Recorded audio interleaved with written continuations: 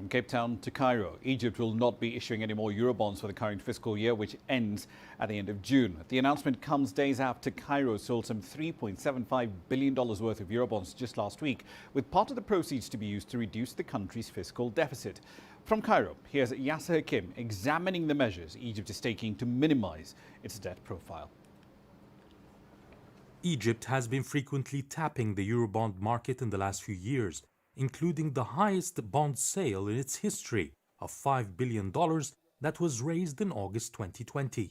According to the North African state's central bank, the long-term international bonds are gradually replacing Egyptian pound-dominated treasury bills to avoid crowding out private investors. Egypt prefers foreign bonds over local bills for several reasons. First, because they have a long-term repayment plan that could stretch 40 years with lower interest rates than the local debt, while the maximum period for treasury securities is only 20 years.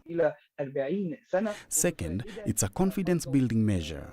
Success in bond issuances sends a strong message to foreign investors that Egypt is safe to invest in, whether projects or in the stock market.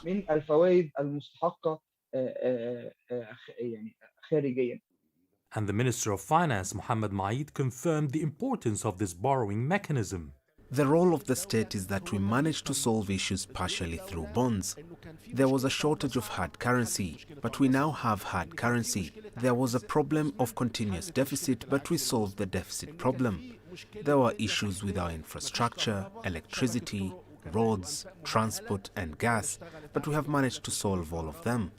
The government says last week's $3.75 billion Eurobond sales to cover part of its $8 billion budget deficit will be the last for this fiscal year 2020-2021 that ends in July.